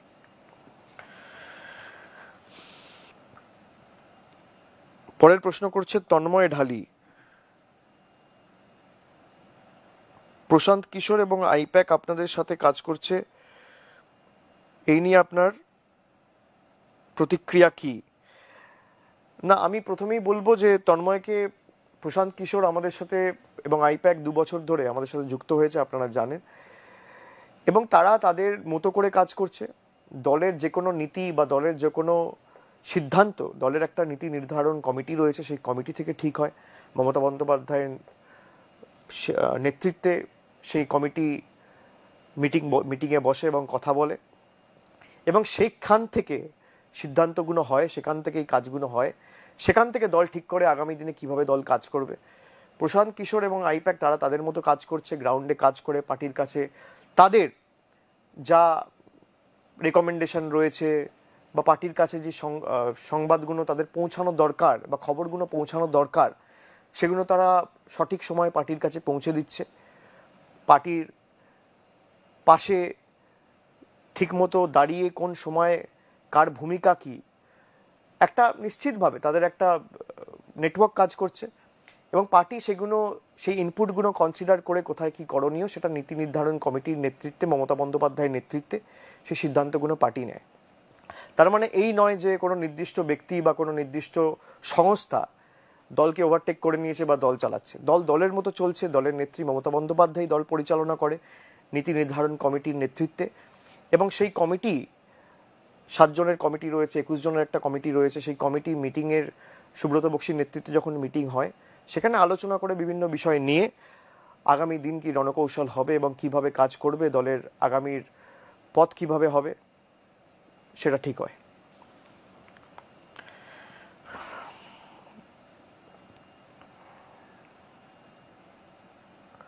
পরের প্রশ্ন করেছে, What is your typical conversation with Mamata Banerjee like? What was the last conversation you had with her? Soumyajit প্রশ্ন করেছে, মমতা বন্দ্যোপাধ্যায়ের সাথে আপনার কি নিয়ে কথা হয় এবং তার সাথে আপনার শেষ কি নিয়ে কথা হয়েছে? খুব ইন্টারেস্টিং। আমি প্রথমেই বলি, মমতা বন্দ্যোপাধ্যায় আমার নেত্রী, এবং আমার মমতা বন্দ্যোপাধ্যায়ের সাথে যখনই কথা হয়, নিশ্চিতভাবে রাজনৈতিক এবং দলগতভাবে তার যদি কোনো নির্দেশ থাকে তিনি আমাকে দেন। আমার শেষ কথা হয়েছে আজকেই সকালবেলা, তখনও তিনি তার উদ্বেগ প্রকাশ করেছে এই যে পরিস্থিতি, এবং কিভাবে সেন্টার আজকে অক্সিজেন ডাইভার্ট করতে বলছে, এবং এই পরিস্থিতির মধ্যেও এই যে নির্বাচন কমিশনকে আমরা এতবার করে বললাম, তারপরও নির্বাচন কমিশন শুধুমাত্র একটা রাজনৈতিক দলের স্বার্থকে মান্যতা দিয়ে নির্বাচন করালো না, মানুষের কথা একবারও ভাবলো না, সেই নিয়ে তিনি দুঃখ প্রকাশ করেছেন, এবং তিনি বলেছেন যে এটা নিয়ে দরকার হলে আবার আমরা নির্বাচন কমিশনের কাছে যাব এবং নির্বাচন কমিশনকে অনুরোধ করব। আমাদের তরফ থেকে আমরা বারবার চিঠি লিখে জানিয়েছি যে মানুষের অসুবিধা করে আপনারা দয়া করে মানুষকে মৃত্যুর মুখে ঠেলে দেবেন না। একবারে যদি নির্বাচন হয়ে যেত, এই সভা সমিতি এত কিছু হতো না, মানুষ একবার লাইনে দাঁড়িয়ে ভোট দিত, তারপর বাড়িতে থাকতো সামাজিক দূরত্ব বজায় রেখে, কোভিড বিধি মেনে এবং প্রোটোকল মেনে, কোভিড নর্মস মেনে তারা ভোট দিত। সুতরাং এটা নিয়ে মমতা বন্দ্যোপাধ্যায়ের সাথে শেষ আমার কথা হয়েছে, এবং কীভাবে নির্বাচন কমিশন বিজেপির কথা শুনে মানুষের জীবন এবং মানুষের ভবিষ্যৎ নিয়ে ছিনিমিনি খেলছে, এই নিয়ে তিনি দুঃখ এবং উদ্বেগ প্রকাশ করেছেন। এবং মমতা বন্দ্যোপাধ্যায়ের সাথে আমার যখনই কথা হয়, মানুষের কিভাবে কাজ করা যায়, কি করলে মমতা বন্দ্যোপাধ্যায় কিভাবে মানুষের কাছে আরও পৌঁছানো যায়, কোথায় আমাদের কর্মীদের কিভাবে মানুষের পাশে থাকা উচিত, এবং প্রত্যেকটা আমাদের বুথে তিনি আমাদের নির্দেশও দিয়েছেন যে তৃণমূল কংগ্রেসের যে বুথগুলো তৈরি হবে, সে বিজেপির ভোটার যখন যাবে বা সিপিএমের ভোটার যাবে বা নির্দল যাবে বা যে তৃণমূল কংগ্রেস করে সেও যদি যায়, আমাদের বুথে যেন মাস্ক থাকে, আমাদের বুথে যেন স্যানিটাইজার থাকে, মানুষকে যেন আমরা ভোট দিতে যাওয়ার আগেই মাস্ক স্যানিটাইজারগুলো তুলে দিই, যাতে তারা আগামী দিন ভোট দিতে গিয়ে করোনায় সংক্রমিত না হয়, এবং নিজেদের ভোটাধিকার প্রয়োগ করতে গিয়ে যেন নিজেদের জীবনের ঝুঁকি নিয়ে তারা করোনায় সংক্রমিত না হয়, এটা সুনিশ্চিত করতে বলেছেন। তো নেত্রীর সাথে আমার যখনই কথা হয়, নেত্রী এই কথাগুলোই বারবার বলেন, এবং আগামী দিনেও আমি মনে করি কোনো ব্যতিক্রম হবে না। মমতা বন্দ্যোপাধ্যায়ের প্রধান লক্ষ্য হচ্ছে মানুষের পাশে থেকে কাজ করা। পরের প্রশ্ন করেছেন, if not politician which profession would you be in? Sunip Rana. বা ভালো প্রশ্ন। যদি রাজনীতি না করতাম তাহলে কি হতাম? রাজনীতি না করলে আমি ছোটবেলায় ক্রিকেট খেলতে খুব ভালোবাসতাম। হয়তো রাজনীতি না করলে আমি সমাজসেবায় থাকতাম বা ক্রিকেটে চেষ্টা করতাম কিছু একটা করার। আমি খেলাধুলা পছন্দ করতাম, খেলাধুলার জগতে কিছু একটা করতাম, চেষ্টা করতাম, বা সমাজসেবা করে মানুষের পাশে কিভাবে থাকা যায়। যারা সামাজিক কাজ করতে চায়, নিশ্চিতভাবে রাজনীতি সবথেকে ভালো প্ল্যাটফর্ম, কিন্তু রাজনীতি না করেও আপনি করতে পারেন। রামকৃষ্ণ মিশনের মাধ্যমে করা যায়, ভারত সেবাশ্রমের মাধ্যমে করা যায়, অনেক সামাজিক কর্মসূচি নিয়ে মানুষের জন্য কাজ করা যায়।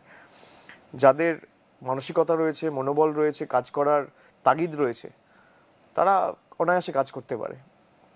সুতরাং দুটোর মধ্যে একটা করতাম। ভালো প্রশ্ন। পরের প্রশ্ন করেছে অনুশ্রী পাল। একটি দুর্ঘটনায় আপনার চোখে চোট লেগেছিল, কিভাবে সেরে উঠেছিলেন, ঠিক কি হয়েছিল সেদিন? কি হয়েছিল আপনারা তো সব জানেন। আমার গাড়ি অ্যাক্সিডেন্ট হয়েছিল 2016 সালের অক্টোবর মাসে। প্রায় 5 বছর হতে চলেছে, এবং তারপর থেকে আমার বাঁ চোখে আঘাত লেগেছিল। আমার এই যে চোখের অরবিটটা, এটা পুরো ভেঙে চুরমার হয়ে গেছিল। আমাদের যে আইবলটা থাকে, এই আইবলটা একটা অরবিটের উপর রেস্ট করে, সেই অরবিটটা ভেঙে চুরমার হয়ে গেছিল। এবং তারপরে একটা নতুন, ওটাকে বলে হচ্ছে ওই প্লেট, টাইটানিয়াম প্লেট এবং বায়োরিজর্ভেবল ইমপ্লান্ট, সেটা আমার চোখের তলায় ঢোকানো হয়েছিল। তো সেই অরবিটটা ঢোকানোর পরে, মানে সেই ইমপ্লান্টটা ঢোকানোর পরে, সেই ইমপ্লান্টটা এত বড় হয়ে গেছিল যে আমার 3টে চোখের আই মাসেল ড্যামেজ হয়ে যায়। তো পরবর্তীকালে সেটা বার করে আবার একটা অন্য ইমপ্লান্ট ঢোকানো হয়েছিল। তো আপনারা জানেন ইতিমধ্যে 6টা অস্ত্রোপচার আমার চোখে হয়েছে, একটা চোখেই 6বার অস্ত্রোপচার। এখনও মাঝে মাঝে চোখ নিয়ে ভুগি, কিন্তু যতটা পারছি চালিয়ে যাচ্ছি। মানুষের ভালোবাসা, আশীর্বাদ রয়েছে। আগামী দিনে হয়তো আবার একটা অস্ত্রোপচার করাতে যেতে পারে। আমার ইতিমধ্যেই 4টে স্কুইন সার্জারি আর 2টো অরবিটাল সার্জারি হয়েছে। 6টা অস্ত্রোপচার এখনো পর্যন্ত চোখে হয়েছে। আমি খুব জেদি ছেলে। আমি যতদিন না সম্পূর্ণভাবে ঠিক হব, আমিও ছাড়বো না। সুতরাং 6টার জায়গায় যদি আরও একটা করতে হয়, 2টো করতে হয়, 3টে করতে হয়, আমি করাবো। আমি হার মানি না। সুতরাং আপনাদের ভালোবাসা, আশীর্বাদ থাকলে নিশ্চিতভাবে আগামী দিন সুস্থ এবং সবলভাবে কাজ করতে পারবো। এবং যে সমস্যাটুকু এখনো রয়েছে, আমি আশা করি আগামী দিন তার প্রতিকারও ঘটবে। পরের প্রশ্নে যাই।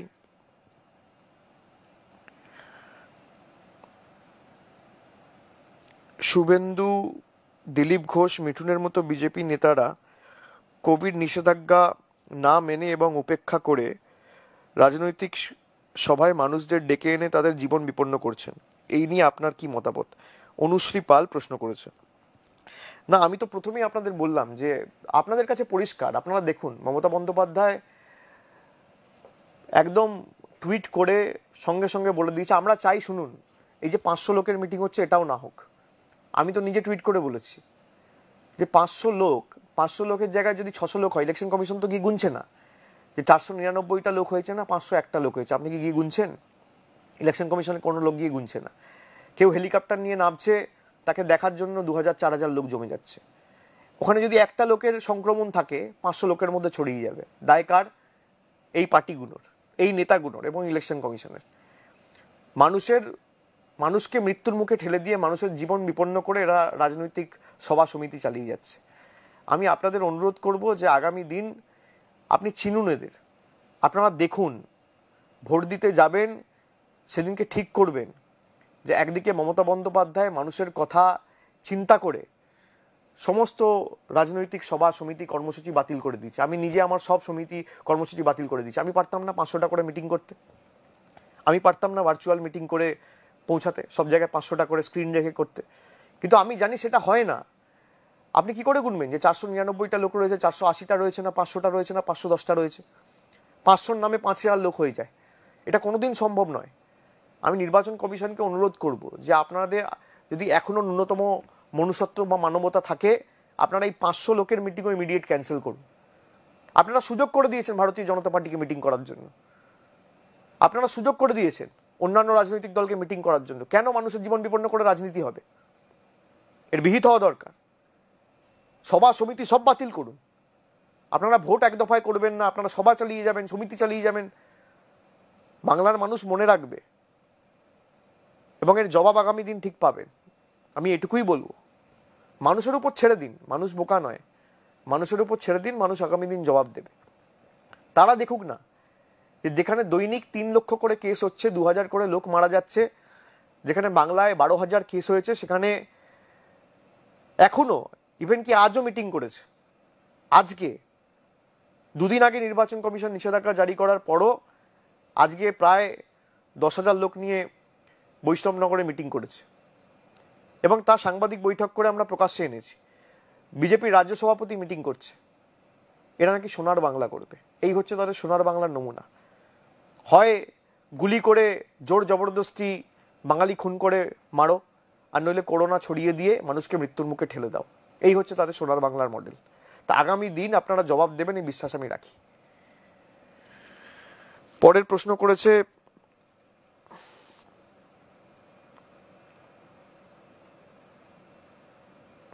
unemployment is still an issue in Bengal.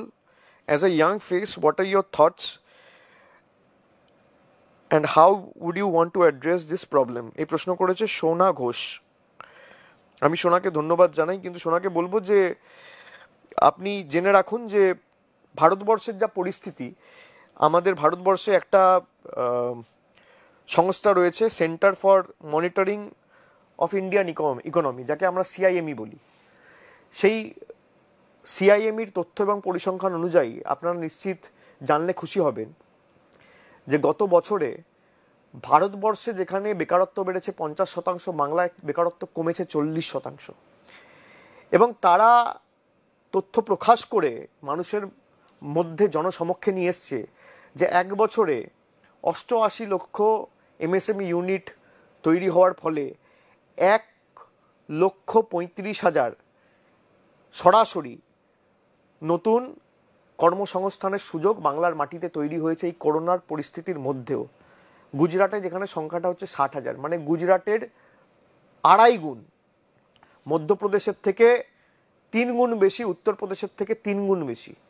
আমি তথ্য পরিসংখ্যান দিয়ে বলছি। এবং ভারতবর্ষে আপনি দেখুন কি পরিস্থিতি, কোটি কোটি মানুষ এই লকডাউন, অপরিকল্পিত লকডাউনের কারণে চাকরি হারিয়েছে। দিন আনা দিন খাওয়া মানুষ, শ্রমিক, কৃষক, মজুর, তাদের সব কাজকর্ম লাটে উঠেছে। যারা রোজ ভাবুন তো কাজ করে, কারোর দৈনিক মজুরি ধরুন 100 টাকা, কেউ দৈনিক 200 টাকা আয় করে, কেউ 250 টাকা আয় করে, কেউ 150 টাকা আয় করে। এই অপরিকল্পিত লকডাউনের কারণে আজকে কোটি কোটি মানুষ নিজের চাকরি হারিয়েছে, অর্থনৈতিক উপার্জন, ক্রয় ক্ষমতা সব তলানিতে গিয়ে ঠেকেছে। তাও কেন্দ্র সরকারের কোনো হুঁশ নেই। এই 7 মাস আমাদের কাছে একটা সুযোগ ছিল ভারতবর্ষকে নতুন করে তৈরি করার। 7 মাস ভারতবর্ষের প্রধানমন্ত্রীর কাছে সুযোগ ছিল যে 130 কোটি মানুষের বাড়িতে বাড়িতে সরকার একদম মিশন মোডে গিয়ে ভ্যাকসিনেশন ড্রাইভ শুরু করে প্রত্যেকটা মানুষকে টিকা দিক। আজ যদি করতে পারতো এই পরিস্থিতি ভারতে তৈরি হতো না। তা না করে কি করলো? রাজনীতি। একদিকে বিহারের নির্বাচন 3 মাস কাটিয়ে দিল প্রচার করে, সভা করে, তারপর বাংলার নির্বাচন। আপনি দেখুন আজকে বিহারের কি পরিণতি, বিহারের কি পরিস্থিতি। আপনি দেখুন গুজরাটের কি পরিস্থিতি। এই 7 মাস যদি 130 কোটি মানুষকে টিকা দেওয়া যেত, বা টিকা সরাসরি অর্ধেক মানুষকে, আমি ধরলাম 50 কোটি মানুষকেও যদি দিত, অনেকটা আমরা এগিয়ে যেতাম। আমরা যদি অক্সিজেন প্লান্ট থেকে নিয়ে ক্রায়োজেনিক অক্সিজেন বা পিএসএ যেগুলোকে বলা হয়, অক্সিজেন তো 2 রকমের প্লান্ট হয়, পিএসএ হয় এবং ক্রায়োজেনিক হয়। পিএসএ মানে হচ্ছে প্রেশার সুইং অ্যাবজর্পশন। 160টা প্লান্টের অর্ডার দেওয়া হয়েছিল। কবে? জানুয়ারি মাসে। কেন এটা অক্টোবর মাসে দেওয়া হলো না? এবং জানুয়ারিতে অর্ডার দেওয়ার পরও 5 মাস 6 মাস হয়ে গেল, এখনো টেন্ডার ফ্লোট হয়ে 50% অক্সিজেন প্লান্ট এখনো চালু হয়নি। এই ব্যর্থতা কার? তার জন্য 200 কোটি টাকা অ্যালট করা হয়েছে। আর প্রধানমন্ত্রী বিশেষ বিমানে ঘুরবেন, তার জন্য 8,500 কোটি টাকা অ্যালট করা হয়েছে।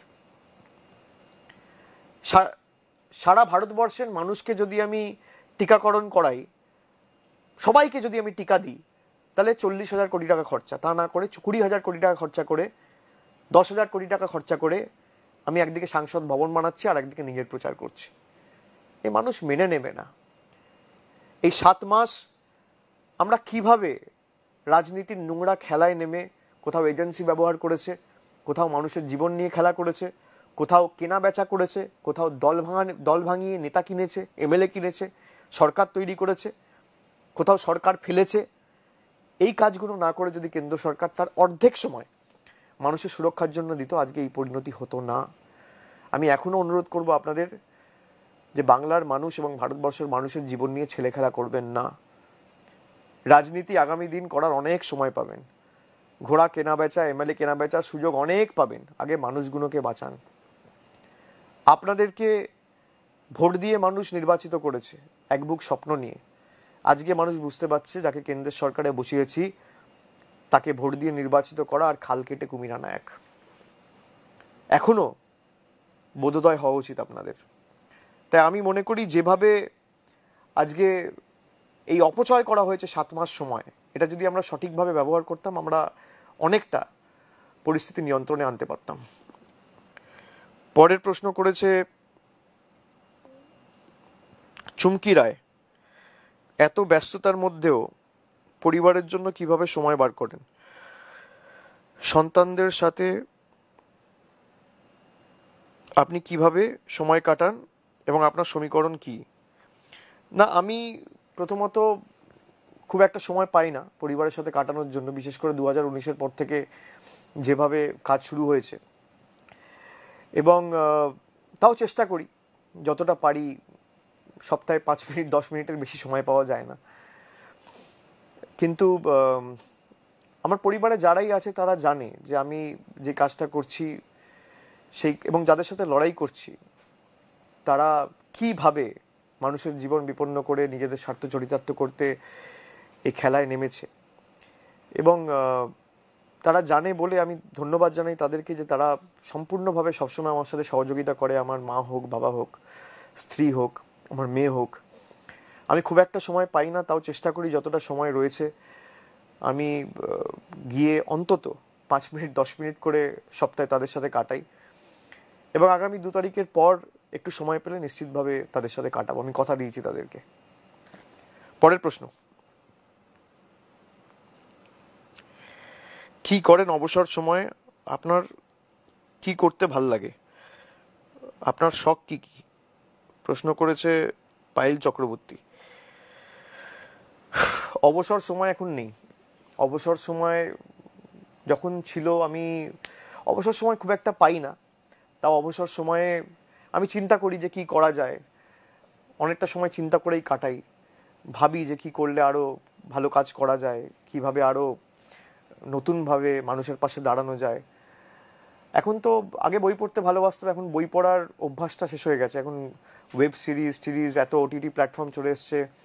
অবসর সময়ে অনেকটা সময় যখন পেতাম নেটফ্লিক্সে কাটাতাম। তো এই অবসর সময়, এখন তো জেনারেশন চেঞ্জ হচ্ছে। আমি যেমন আগেও বলেছি যে only thing constant in life is change. তো এখন বই পড়ার অভ্যাসটা অনেক কমেছে, গান শোনার অভ্যাসটা অনেক কমেছে। আমি গান শুনতে ভালোবাসতাম, বই পড়তে ভালোবাসতাম, আমি খেলতে ভালোবাসতাম অবসর সময়ে, কিন্তু এখন সেগুলো হয় না। খেলতে মানে আমি ব্যাডমিন্টন খেলতে ভালোবাসতাম, ক্রিকেট খেলতে ভালোবাসতাম। আগামী দিন যদি অবসর সময় পাই, বিভিন্নভাবে ওয়েব সিরিজে নজর থাকবে, নেটফ্লিক্স হোক বা অন্যান্য যে প্ল্যাটফর্মগুলো রয়েছে, ওটিটি প্ল্যাটফর্মগুলো রয়েছে সেখানে। পরের প্রশ্ন,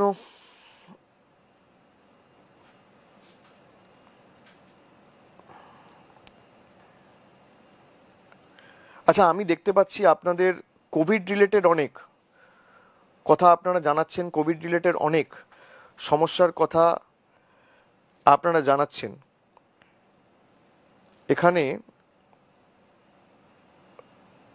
বেড নিয়ে আপনাদের অনেক সমস্যা আপনারা বলছেন, তারপর ওষুধ নিয়ে, রেমডেসিভির নিয়ে, অক্সিজেন সিলিন্ডার নিয়ে আমি প্রচুর কমেন্ট দেখতে পাচ্ছি এখানে। আমি আমার টিমকে যারা দায়িত্বে রয়েছে তাদেরকে অনুরোধ করব যে এই ফেসবুক লাইভ শেষ হওয়ার পরে যারা দায়িত্বে রয়েছেন প্রত্যেকটা কমেন্ট কোলেক্ট করে, প্রত্যেকটা কমেন্ট দেখে কার কি সমস্যা রয়েছে আমাকে যত দ্রুত সম্ভব ইমিডিয়েটলি জানাতে, এবং আমি যথাযথ ব্যবস্থা নেওয়ার চেষ্টা করব। আপনাদের যেখানে যা অসুবিধা আমি সরাসরি আপনাদের সাথে যোগাযোগ করে আপনাদের কাছে পৌঁছাবো। আপনারা চিন্তা করবেন না, যতটুকু আমার সামর্থ্য রয়েছে, আমার যতটুকু এখতিয়ার রয়েছে, শক্তি রয়েছে, আমি সর্বশক্তি দিয়ে আগামী দিনগুলোতে আপনাদের পাশে দাঁড়াবো। এই ক্রাইসিসের মোকাবিলা আমাদের সকলকে করতে হবে, ঐক্যবদ্ধ হয়ে করতে হবে, একসাথে করতে হবে, সম্মিলিত প্রচেষ্টার মাধ্যমে আমাদের এই কাজ করতে হবে। তাই আগামী দিন এই লড়াই আমি মনে করি যে কোনো একা, সে মুখ্যমন্ত্রী হোক বা প্রধানমন্ত্রী হোক বা যে কোনো স্বরাষ্ট্রমন্ত্রী হোক, কেউ একা জিততে পারে না। মানুষকে এগিয়ে আসতে হবে, গঠনমূলক কাজ, নিজেদের এলাকাকে কিভাবে সুরক্ষিত রাখা যায়, নিজেদের কমিউনিটিকে কী করে সুরক্ষিত রাখা যায়, নিজেদের পরিবারকে কী করে সুরক্ষিত রাখা যায়, নিজেদের অঞ্চল, পাড়া, বিল্ডিং, নিজেদের সোসাইটিকে কী করে সুরক্ষিত রাখা যায়, এবং কোভিড বিধি মেনে চলা। যদি কারোর কোনো উপসর্গ থাকে সঙ্গে সঙ্গে কোভিড টেস্ট করানো, আইসোলেট করা, তবেই আমরা সংক্রমণ রুখতে পারবো। এবং আমি কেন্দ্র সরকারকে হাতজোড় করে অনুরোধ করব যে আগামী দিনগুলোতে আপনারা এই টিকা ভ্যাকসিনেশন ড্রাইভ ইতিমধ্যে শুরু করে রাজ্য সরকারগুলোর সাথে সহযোগিতা করে মানুষের জীবন বাঁচাতে এগিয়ে আসুন। রাজনীতির সময় অনেক পাবেন, এখানে কোনো ভেদাভেদ করবেন না। আপনারাই তো বলেন one rank one pension, one nation one flag, তাহলে কেন ওয়ান নেশন ওয়ান ভ্যাকসিন হবে না? কেন ওয়ান ভ্যাকসিন ওয়ান প্রাইস হবে না? এটা দ্বিচারিতা নয়?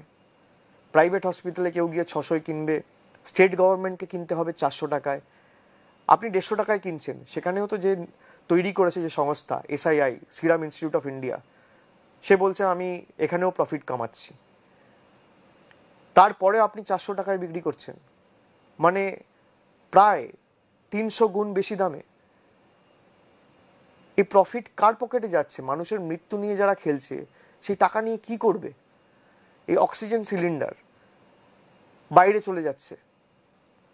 আমি আপনাদের অনুরোধ করব যে রাজ্যে যেখানে যা প্রয়োজন রয়েছে দলমত নির্বিশেষে কেন্দ্র সরকারকে অনুরোধ করব, এবং যে যেখানে আছেন যদি কোথাও কোনো ট্রাককে আটকানো হয়, সঙ্গে সঙ্গে নিজের যতটুকু আপনার সামর্থ্য রয়েছে পাশে দাঁড়ান, খবর দিন, নিজের পুলিশ স্টেশনে জানান বা কোভিড হেল্পলাইনে খবর দিন।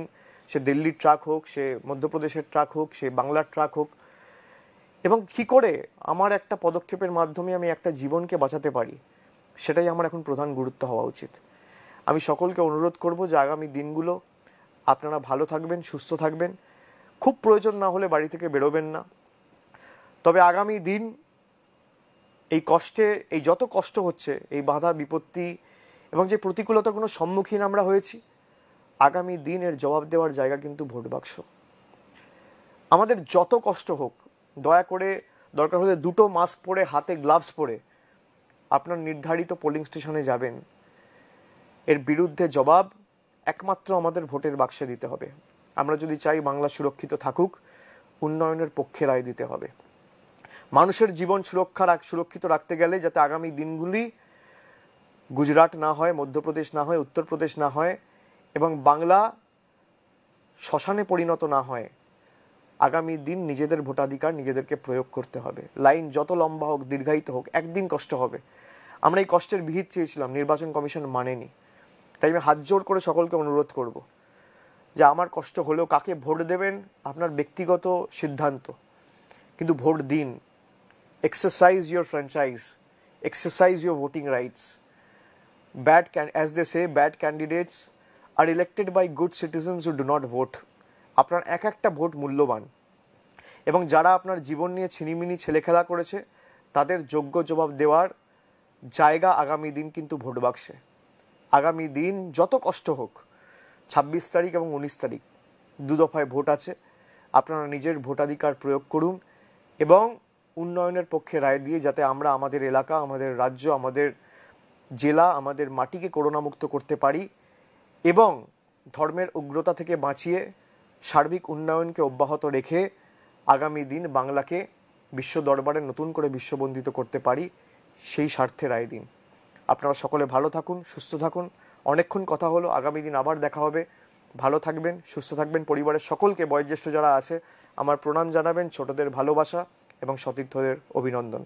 জয় হিন্দ, জয় বাংলা।